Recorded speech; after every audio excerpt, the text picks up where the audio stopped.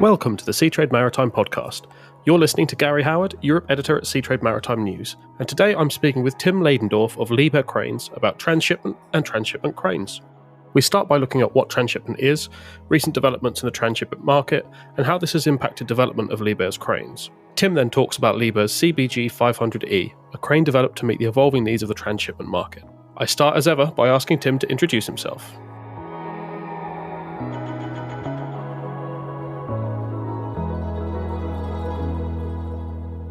Yeah, first of all, thank you very much. My name is Tim Ladendorf. I'm 33 years old and originally from Rostock.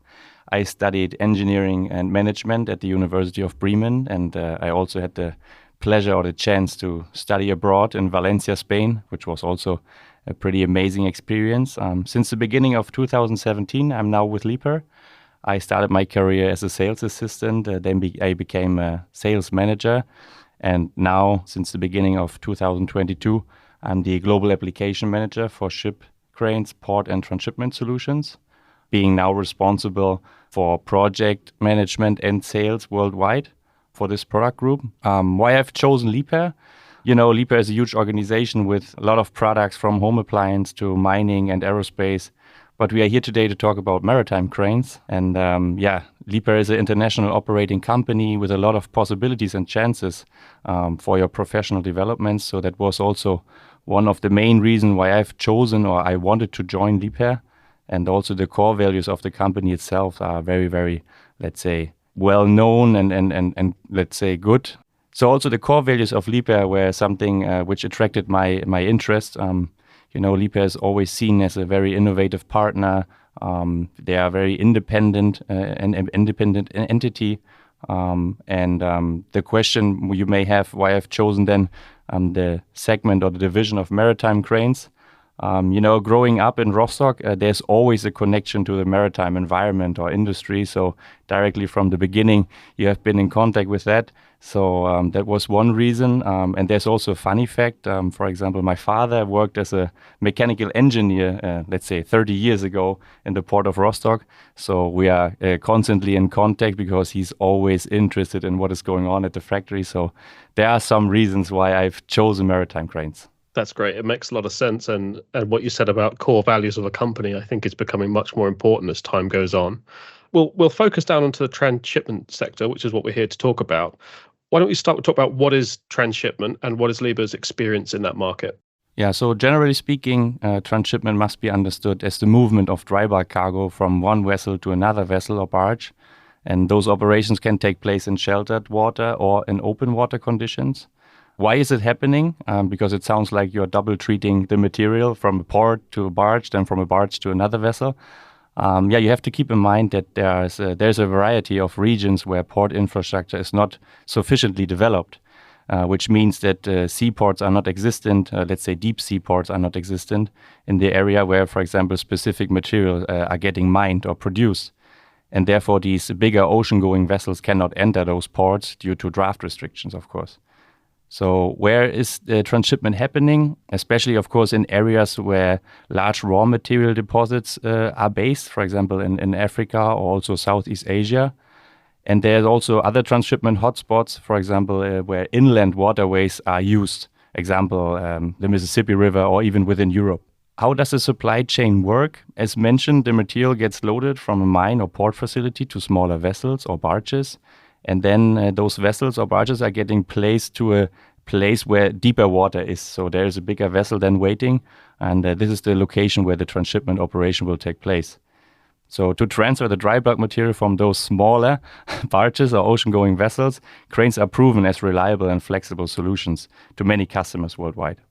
Are there different types of transshipment? We distinguish between direct and indirect transshipment. So the direct transshipment is mainly, let's say, that the material is directly transferred from one vessel to a barge or another vessel directly only with having a crane, which means there's no use of additional equipment, for example, such as hopper, conveyor belts, or ship loaders. Whereas the indirect transshipment is characterized by a coordinated interaction between cranes, hoppers, conveyor belts, and continuous loaders. So it's a, let's say, a very interacting system. So in that case, for example, in the indirect transshipment, the cranes feed hoppers via the conveyor belts, and the loader will then put the material into the ocean-going vessel, for example. Those applications to maximize the overall turnover as less crane movements are needed, of course.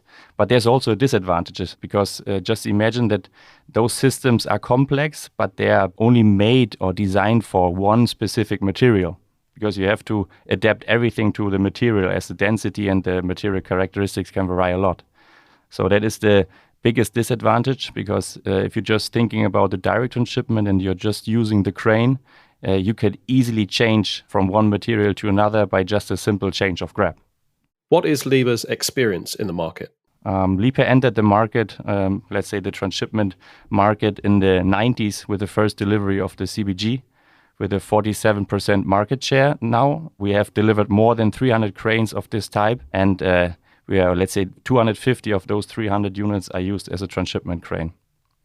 Since then, of course, we have built up long-term relationships with our customers worldwide, and together with our clients, we could learn and improve our machines in a constant way to be where we are at the moment. Just a nice fact and figure, I was just recently visiting a customer in Argentina where we have a CBG 300 in operation, and it is in operation since 2004, now counting 64,000 operating hours, and the next number is even more impressive.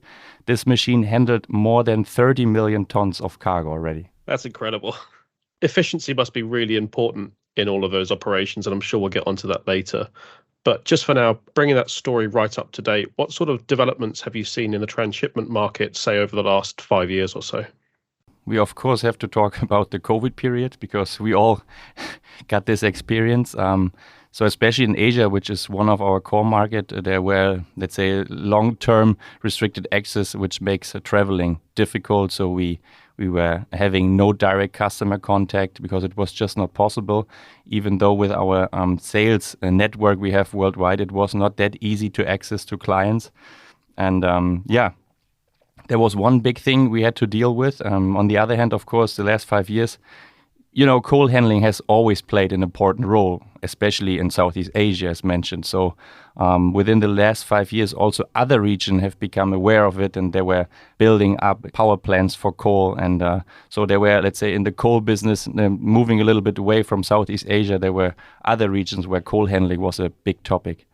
There are other regions we have seen in the last 5 years, for example, in Europe, where a lot of cranes are operating in transshipment operation, but they have, let's say, a former design philosophy. They are, I would not say old, but somehow yes. So it seems that now it is the time to make crane replacements, and there are also rising a lot of new projects with new customers. So that is the other hand what we see. And then, of course, there's also a high number of projects for specific materials. For example, bauxite handling has become a big issue in the transshipment sector. And another hotspot is or was in the Black Sea, which is, of course, now affected by the Russian-Ukrainian war, where we have, for example, sold or we have active more than 35 machines, at least we had before the war began. So since the war started, as mentioned, nearly all activities and projects in this specific region have stopped. That is what we have been noticing in the last 5 years. Talking about machines itself, we see that, for example, there was a small trend that more customers were looking into single barge or single crane barge solutions and or only crane solutions on transshipment vessels. So let's say the direct transshipment as explained before. The reason is the increased handling rate and the demand on sticky material, as bauxite is, for example, which is not easy to handle for additional equipment because it will get stuck on the conveyor belts, for example. So to be as productive as possible, or as the combination of equipment, which I mentioned in the indirect transshipment, customers require higher safety working loads, higher outreaches, and of course higher speeds. But it depends a little bit on the market. So at the end, the target is always higher turnover figures for the machine and for the client, of course. Another, let's say, thing we have noticed in the last years is the analysis of operations in areas even exceeding the open water parameters we are working with right now. So talking more about offshore conditions, let's say. So I'll ask about a market forecast later in the podcast, so you can be preparing ahead for that one. But as the market has changed in recent years, have customer requirements also changed when it comes to cranes?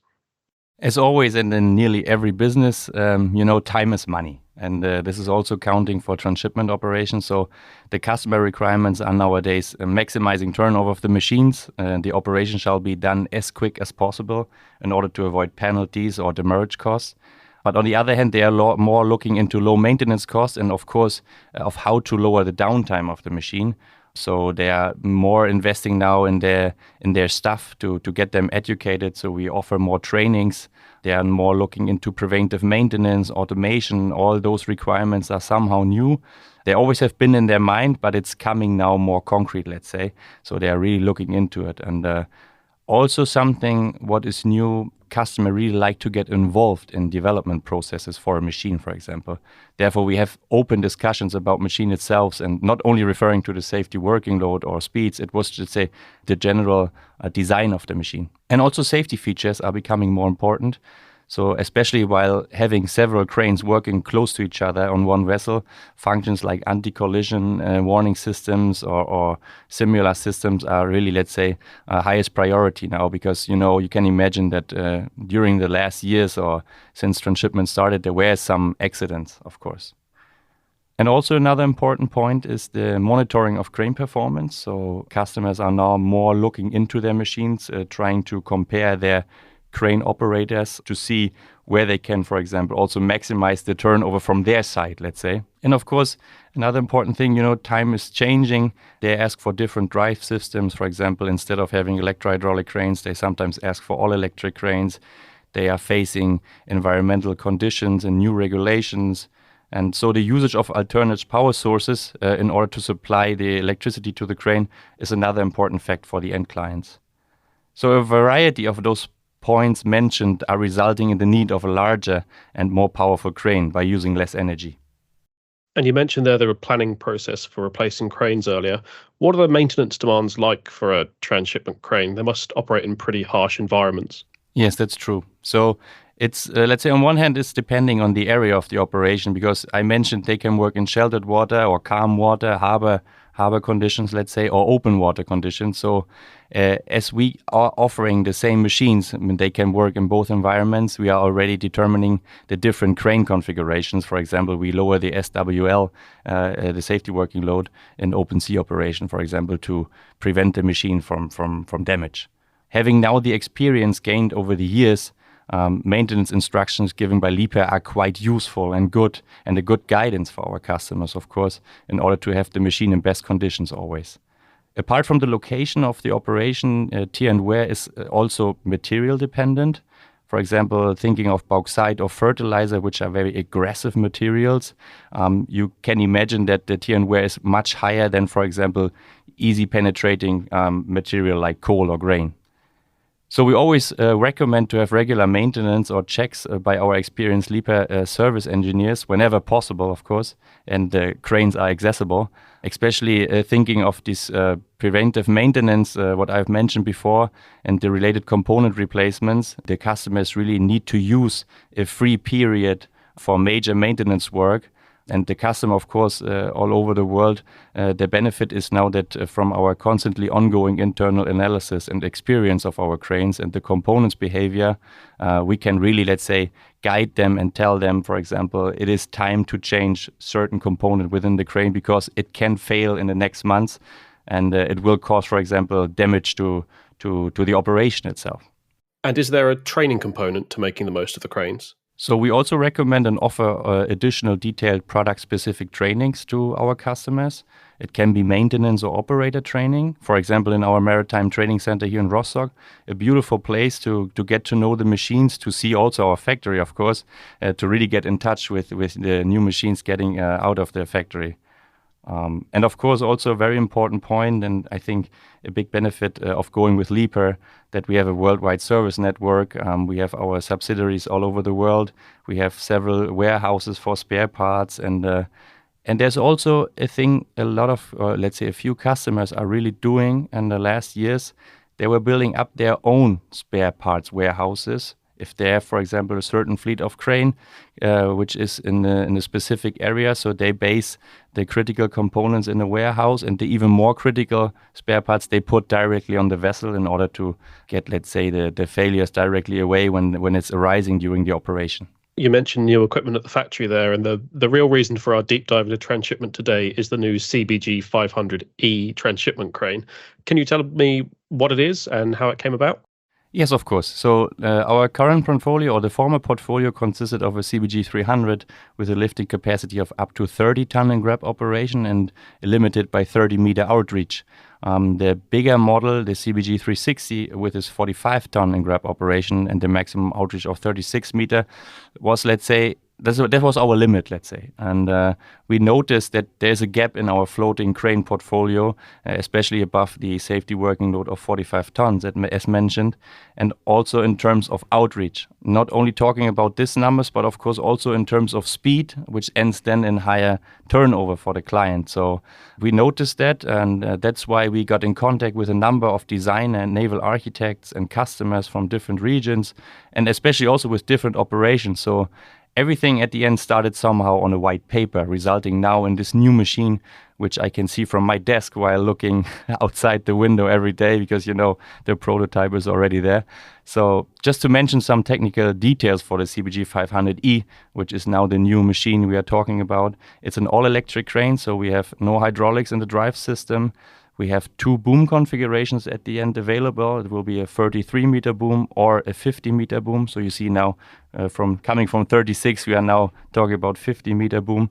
It can get equipped with additional counterweights of 130 ton to increase the vessel or barge stability for the operation. And another very important fact, the crane has a capacity of up to 90 ton in grab operation and 105 ton in hook operation, which gives a certain benefit to clients.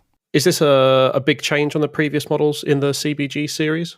What makes this machine special, talking about the CBG series, this new crane now has a lattice boom design, which makes it particularly rigid and light, which further improves the turnover performance at the same time and reduces also the energy requirements for such a big machine. So another highlight is the integrated Liebherr system, which is an in-house design made by Liebherr. It's a system which is recovering the energy while you are lowering the load into supercapacitors. And the stored energy then is used for peak shaving. Of course, we have the possibility to downsize the needed gensets, so less investment for our end clients. And of course, another positive impact of downsizing the genset is, of course, for the environment. And also, we are very proud to say that this new machine is also, of course, having the new software architecture with our in-house developed Master 5 crane control system, which is the basis now for the integration of future assistant and automation systems. That energy recovery system sounds like Formula One technology in a crane. Yes. Okay, so what's the current status of the CBG 500E? You mentioned the prototype outside your window. Exactly, yeah. You can see it already. So once you pass by nearby to Rostock, or if you're in the area of Rostock, you can see it in the port. Let's say the crane is now erected on our test band. The first tests already started. This machine is already sold, so we already got the first client for this machine. And there's also, let's say, a really nice story behind this project, let's say, because, the prototype was already in production, let's say, talking to this client at the end of 2021. So there were already some parts in our factory, and the plan was made, let's say. But even though we still managed to implement certain specific customer requirements, but as well solutions which are important features for the machine in general, so for the market in general. So it was a really nice cooperation with our customer. So as mentioned, now the first crane is on the test bed. We will start now, or we started already the testing, or we will check all functions from greasing system to the functioning of the Liebherr system. And of course the new software architecture, because it's new, you have to test everything, and that's what we do. Also another important thing, or another important test, will be real life testing. So we will test the crane and grab operation. We will simulate an operation at our factory with coal, as we are having a coal plant next to our factory, so we can borrow some tons of material for our tests. You mentioned it's already sold. What's the next step for that unit? After completion and adjustment, we will install the crane directly on a barge of the first customer, and it will take place here in Rostock. So our marketing team, of course, is let's say, very excited of doing videos and photos of this new machine. We are now making everything ready for series production, which will start in Q3 of this year. And additional units are already planned within our production line. So we believe to serve several other clients as well with this new baby. It's great to hear about the development and cooperation and having it so close to home as well. But let's turn our attention to the future. The maritime industry faces a great number of changes in the coming decade. What are your thoughts on the future development of the transshipment market? And does Liebherr have any sort of projects or plans underway to help meet those future market demands? So I would like to start, let's say, with the maritime industry in general, because it's facing a lot of new requirements, like the reduction of carbon dioxide emission, especially while being at ports or at port areas. So there's a huge number of projects, of course, also in the wind energy market, where offshore wind parks are, let's say, about to be placed, and they have an urgent need of transportation of large and heavy components. So therefore, it's also nice to mention our newest development, which is the Orca project. Maybe you have heard of it, where we have been able to sell our LS800E. Those cranes, also all electric machines, are combining, let's say, the powerful machine when it comes to SWL, because, you know, each vessel is equipped with 2 cranes, and then they have a combined lifting capacity of 1,600 tons by keeping power consumption and energy requirement on lowest level, as it is an all-electric machine. So there is indeed a stronger focus on sustainability and environmentally friendly solutions. And, for example, also nice to know the LS800E is taking benefit also of a few developed systems for the CBG 500E. For example, the cooling system of switch cabinets within the machinery room. Which leads us back to the transshipment projects. So coal, bauxite and iron ore are very popular now. But what is with soy, sweet corn, nickel ore, or maybe sand for the construction industry in the next coming years? So we are focusing now many topics like environmental rules and regulations in terms of dust prevention, emission reduction, etc. And also increased safety during operation, automation of crane operation, even thinking about remote control of the crane itself in the transshipment operation. The reduction of maintenance costs, always a big topic. And of course, preventive maintenance in order to foresee upcoming downtimes. We have this LIDAR Smart App features, so customers have access to relevant data of the machinery at any time. And of course, the electrification of further crane models is, let's say, on our list. Sounds like plenty of challenges to be getting on with. Yes, that's true. Tim, thanks so much for your time today and appearing on the Seatrade Maritime Podcast. Thank you very much. Thank you for listening to the Seatrade Maritime Podcast.